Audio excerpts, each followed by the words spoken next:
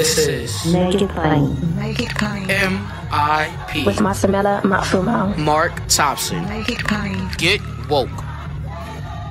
Do you ever feel like life is a never-ending series of lessons while you try to find purpose, meaning, and answers? I am Vanessa Fontana, the host of Figuring Shit Out, a podcast where we undertake self-help, coming of age, and healing. As I live my 20s in New York City figuring shit out myself, I've realized that if you spend your whole life trying to get your act together, you don't have a life. You have an act. On Figuring Shit Out, every Sunday, you get to normalize the journey of not knowing and be guided into living your life with more intention and ease. Ladies and gentlemen, we have a very special guest here with us on Make It Plain. You all have heard me speak about him, and particularly my upbringing in a church in Nashville, Tennessee, Clark Memorial United Methodist Church. It was at that church during the Nashville sit-in movement where he taught nonviolent civil disobedience to John Lewis and Diane Nash and Bernard Lafayette, Marion Barry, many students from Fisk, Tennessee State, Meharry, and American Baptist College in the 1960 Nashville sit-in movement. He was a student at Vanderbilt University himself and was expelled for being one of the leaders of the movement. Martin Luther King Jr.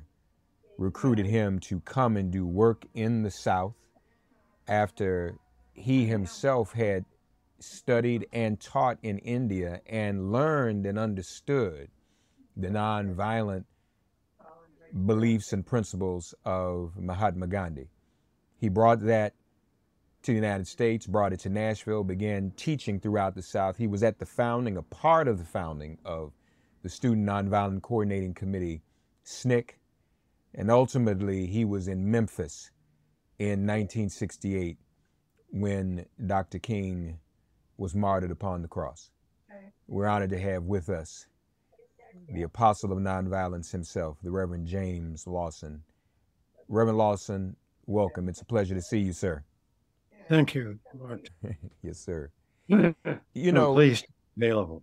Yes, and happy to see you and hear your voice. I want to begin this way because this is the big thing now. People are talking about Montgomery. Some white citizens attacked a black man, 4 or 5 on one. Black people went to defend him and beat up some of the white citizens.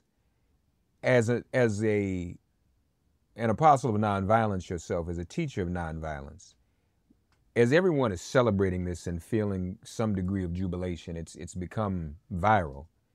What are your thoughts about that? Beware, Black people, lest the light in you is in fact darkness. If the light in you is indeed darkness, how deep is that darkness? Beware, Black people. The United States is the most violent society known to human history. Almost no one is saying that publicly. We have so many mass killings in the United States that the FBI and other agencies are not really reporting them. We have become, through conquest, through our settlements of the country, through slavery, through hanging women as witches in the 17th century, the preservation of slavery, then moving to becoming a segregated apartheid country, we have moved systematically towards being the most violent society known in history. And there is no protest to that. Oh, there's protest about gun killings when these happen. But that's not the problem. The problem is that we think that violence is the most powerful force on earth and is the power of creation and is the power that has made us the most powerful nation in human history. And we are simply wrong. What do you say to those in this situation where it was not doing what you and Dr. King did? It wasn't a protest. Some would say it was an act of self-defense. If someone were to think that way, is that an acceptable use of violence in that situation? No, it is that violence in Montgomery on Saturday of Black and white people rose up from the bowels of the violent society in which we live. However you want to talk about it, it is a concrete illustration of how violent is our land. And that's why I would say, beware, Black people, on this one. A movement of nonviolent struggle began in 1953 and lasted until 1973. And it is the changes that movement in middle century of the 20th century launched. It is that healing. It is that redeeming. It is that dismantling of the society that we still know is going on. And that was fundamentally the Nonviolent Movement of America, to use the title that the late Congressman John Lewis gave it, the Nonviolent Movement of America. And I put dates on it, 1953-1973. That's when the Civil Rights Bill got passed. That's when the Voting Rights Bill got passed. That's when the signs, white color, white only, no WAP. That's when all those signs came down. That's where we could be. That's why we can see today Black people on television as news people, as commentators. Couldn't see that in 1960 or 1970. It is the Nonviolent Movement in America, a major campaign of the civil rights movement that must continue, brought to us and continues to favor us with. And we must not betray it. Beware. Yes, sir. Yes, sir. You exercised your belief in nonviolence as a conscientious objector to Vietnam. No, I don't have a belief in nonviolence. I'm sorry. My confidence is in the God who was in Jesus of Nazareth. My nonviolence comes from Jesus. I didn't call it that until 1947, when I began reading the autobiography of Mohandas K. Gandhi of India. So I'm not wanting Christianity or the churches in the United States to get off the hook. It's not Gandhi who introduced me to nonviolence. Gandhi introduced me to the language. A more important intervention in the intellectual and political life of the nation than the intervention by on the equations of relativity by Albert Einstein. They occurred at about the same time. General relativity equations and Gandhi introducing the term nonviolence to represent a science of how you bring about social, political, personal, and community transformation, not by the sword. Put up thy sword, Peter, Jesus said.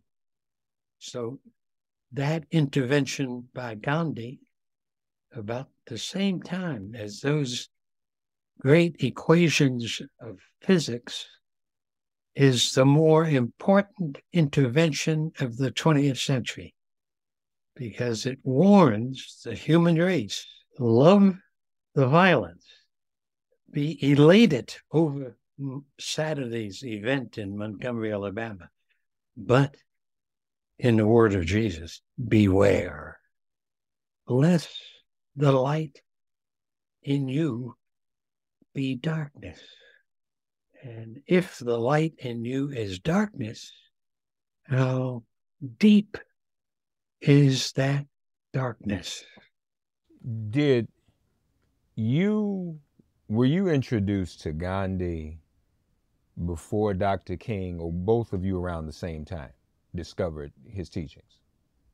No, I was, Gandhi was in Black newspapers in the 40s and 50s because Black publishers of newspapers thought he had something to say to the Black community. There are now several books that describe that period. I entered college in 47, and the first lecturer to the campus, visiting lecturer, was A.J. Musty in about September of 47, and he mentioned Gandhi. He talked about Gandhi and nonviolence. So I went and found Gandhi's autobiography. That's where I then realized the importance of the Gandhi intellectual and political intervention in Africa, South Africa, and in India. Shall I say, or let me ask, your first act of nonviolent civil disobedience and resistance was you being a conscientious objector in the military, correct? No, that was my first civil disobedience to U.S. law that I considered racist and unjust, therefore should not obey. I should not obey. How, and then after that, once you were freed, you went to India, I know. How did you end up in Nashville? Because by 1952, I recognized that we were going to have a movement in the Black community that would challenge segregation and racism and start its demolition, and that we would use nonviolent struggle to make it happen. I knew this in my own mind, and I had agreed then that I would move south as quickly as I could to participate in it.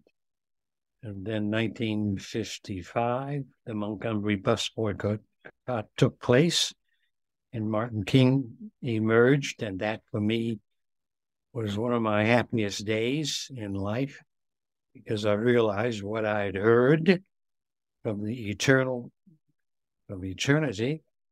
what I couldn't possibly know was happening, and that I was a part of it and would be a part of it. I'll say this biblically as I heard it then.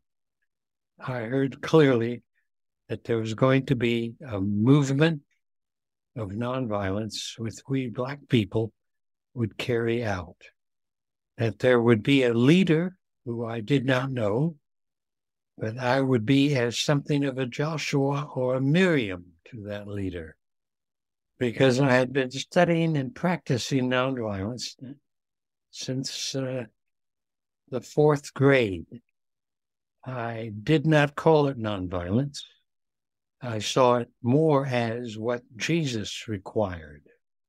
And encounters in my family with the violence of our society and the racism, and a couple of essential conversations that I was in between my mother and father as they debated the efficacy of violence as over against not doing violence, was a part of that conversation. So I prevailed on my mother's side, who in an encounter with me in the fourth grade said that asked me after a violent incident that I had carried out with a white boy on Main Street of Massillon in the evening after school. And my mother asked me when I, for the first time, recall reporting such an incident to her. She asked me quietly from in the kitchen, what good did that do? And reiterated who we were as a family and who I was as a child of God, and how that kind of violence could not help me nor change anything.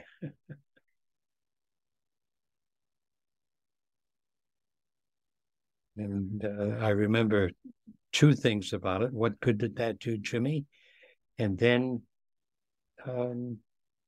Jimmy, there must be a better way. Early contests build momentum for 2024 contenders seeking the White House. C-SPAN offers unfiltered coverage of events leading into early primaries and caucuses. Get access to speeches and results with the free app, C-SPAN Now, or watch live on the C-SPAN networks. Do you ever feel like life is a never-ending series of lessons while you try to find purpose, meaning, and answers? I am Vanessa Fontana, the host of Figuring Shit Out, a podcast where we undertake self-help, coming of age, and healing. As I live my 20s in New York City figuring shit out myself, I've realized that if you spend your whole life trying to get your act together, you don't have a life. You have an act. On Figuring Shit Out, every Sunday, you get to normalize the journey of not knowing and be guided into living your life with more intention and ease. You were in Nashville. You got to Nashville in the 50s, so you were teaching, you were doing nonviolent trainings. This didn't happen a few weeks before the 1960 beginning of the sit-ins. This happened before Greensboro, as a matter of fact. Greensboro was right before Nashville. You had already been getting the students prepared at the schools, the universities. But there's an earlier step. Yes, sir. That earlier step was taken by Kelly Miller Smith and the Nashville Council, Christian Council, an SCLC affiliate. We agreed that we were going to have a campaign in Nashville to desegregate downtown Nashville. That's the way we put it. So it was the Nashville Christian Leadership Council, an affiliate with Martin Luther King Jr., that made the decision, and I was empowered by them to be the primary organizer. So the first time in my life, I was asked to organize a movement in a city in the struggle of Black people to end the terror and the daily chains of racism in the United States. So that's the first step. And a study in 1959, the beginning of the preparation in 1959 into 1960, a variety of kinds of experiences of preparation for nonviolent action were all a part of that plan. That is not in the books. And we're coming up with the celebration of the 1963 March on Washington, and the knowledge of how that happened is not in the books. Because that earlier period you just described, that led to the March on Washington, didn't it? Yes, the March on Washington came out of the Birmingham campaign, because it was in the Birmingham campaign in a strategy meeting, Good Friday, 1963, that there was some of that passionate, powerful talk in the strategy committee before we went out to carry out the day's work. And I was presiding. It was Good Friday. And I let the good talk and the energy flow.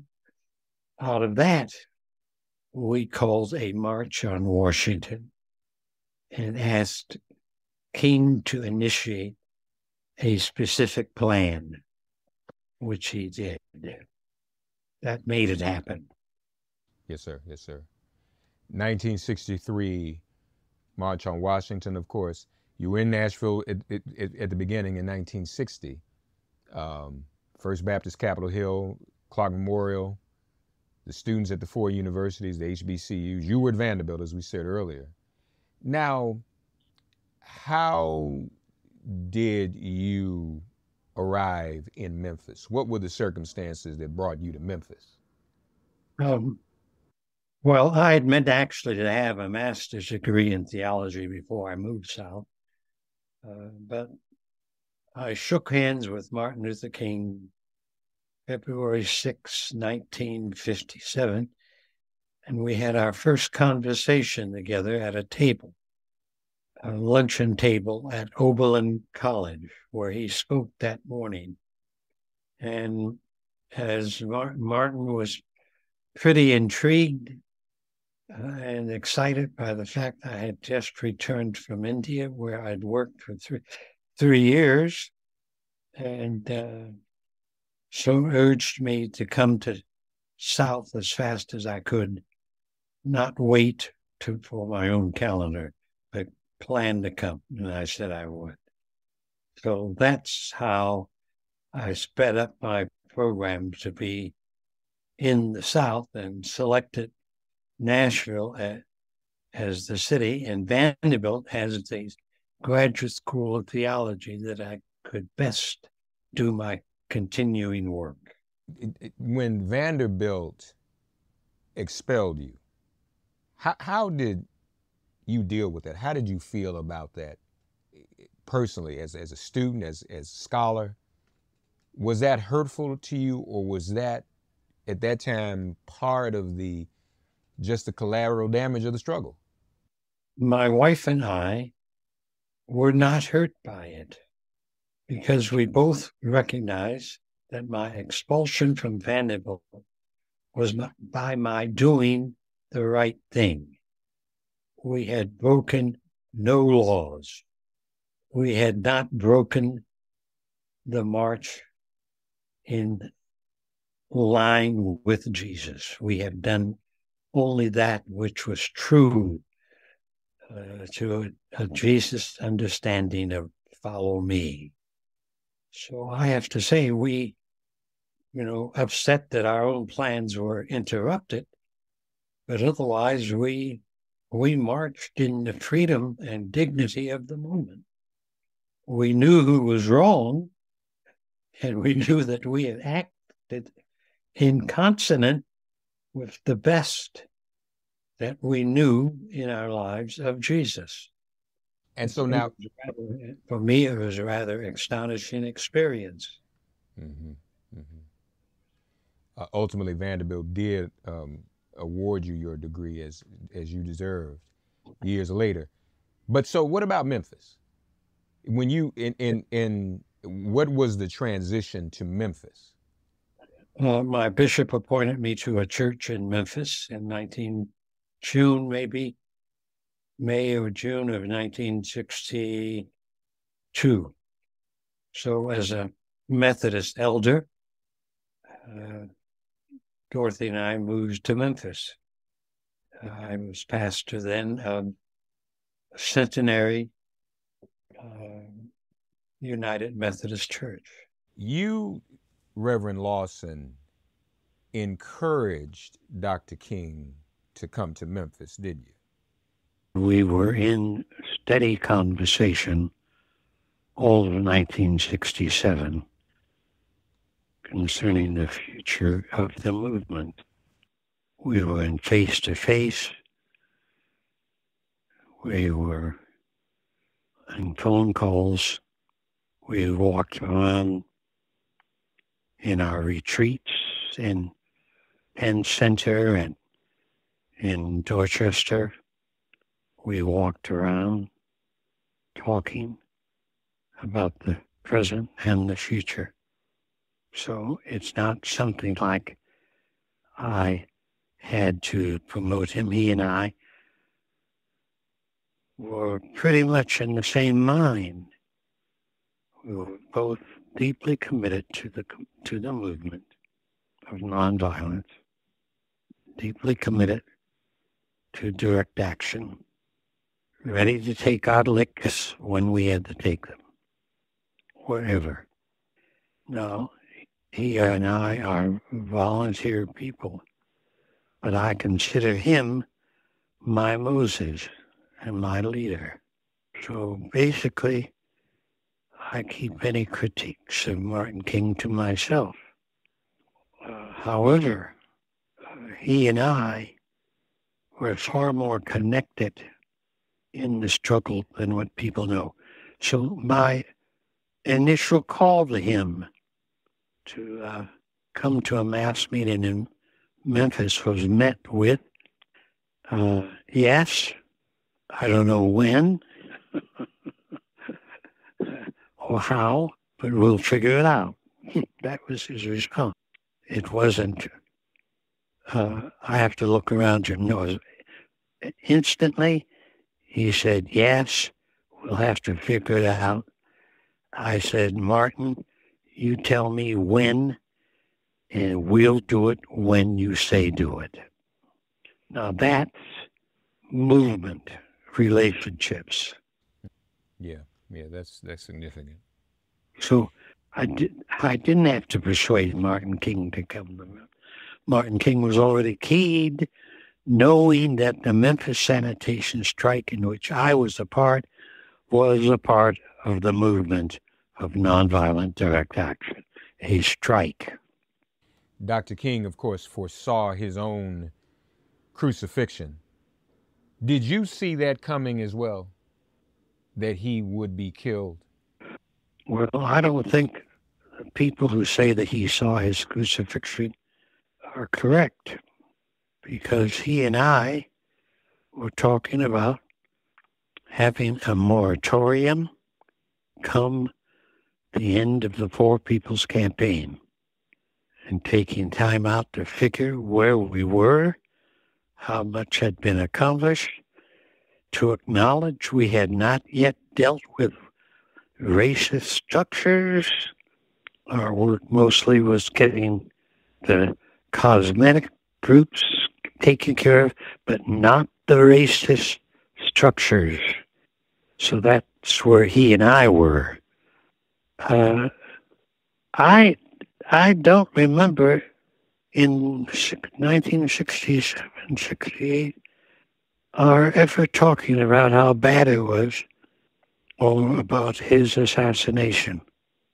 So that took you by surprise as well. No. We were two of the people who realized that through direct action, we could stop the advance of racism and segregation in our country, that we could begin the dismantling of a racist, unfair system. No, that's what we knew that, and we did not argue with that. So when people say his mind was on his own assassination, I do not know how much Martin King slept. But our relationship, his and mine, was always deeply rooted in the struggle. Yes, sir. Yes, sir. Lastly, well, first let me share this with you. I spoke with Bernard Lafayette, one of your students, earlier, and we talked about the incident in Montgomery, and he said, Mark, you can't expect people to practice nonviolence who've never been taught it. It's not just something you just roll out of bed and do or wake up and do. You have to know it. You have to be trained in it. would you agree with that? And if so, what more can we do to try and educate people on the philosophy of nonviolence? I disagree with it. You do? Okay. Because most people in the United States are committed to relationships with others, family and others, church, unions, in which we practice basically what I would call is nonviolence. We definitely do not try to kill each other. With the raising of our children, we want them to understand what it means to be loved and to learn to love. We do not try to be, the vast majority of us in the United States practice forms of nonviolence because we want our children to advance farther than ourselves. And we use with them love and tender care. We do not use abuse and beating up. So in one sense, what many people are already doing in their own personal lives is what Gandhi and I would call nonviolence. It had never been isolated as a way of life and a way of science. That's what the issue is. It is Gandhi intervention in around the 1920s that now pulls it to the attention of at least a few people. It's the science of how you transform your life and the lives of others. It's a science of how you can transform and dismantle cruelty and injustice. Yes, sir. Looking for a fun way to win up to 25 times your money this basketball season? Test your skills on Prize Picks, the most exciting way to play daily fantasy sports. Just select 2 or more players, pick more or less on their projected stats, and place your entry. You could turn $10 into $250. Right now, Prize Picks will match your first deposit up to $100. Just visit prizepicks.com/fan and use code FAN. That's code FAN at prizepicks.com/fan. Must be present in certain states. Visit prizepicks.com for restrictions and details. The one young man who calls you his mentor, the Representative Justin Jones in the Tennessee legislature, a dear friend and protege of mine, his protest, his expulsion has caused the governor to call a special session on gun violence this month. I plan to join him there. How can we, because I think this is most urgent now, how can we apply what you taught on nonviolence? How can we somehow apply that to a society that is so bereft with gun violence? How can we change the hearts and minds of those who are dismissive when it comes to gun violence using nonviolent teachings? Well, maybe, Mark, it would be easier teaching this if we acknowledge that most of us do not use evil to deal with people. We use love. Most of us do not hate in dealing with human beings, not either in our intimate relationships or in our extended relationships. We seek to use love. And as we seek to use love, we are seeking to practice the powers of nonviolence. Yes, sir. Most people in the United States do not try to operate out of hate. Most of us, even the racist, don't try to operate out of hatred. They know that's wrong. They know that doesn't get them anywhere. Most racist or sexist, male sexists, do not use evil in treating other people on their personal level of life. Our communities are held together by love and compassion. We practice lawful behavior based on an understanding that evil cannot be overcome by evil, but evil requires a compassionate life and process. Yes, sir. Yes, sir. Ladies and gentlemen, the Reverend James Lawson, our very special guest on this very special edition of Make It Plain. God bless you, Reverend Lawson. I thank you. Thank you, Mark Johnson. Yes, sir. Be well.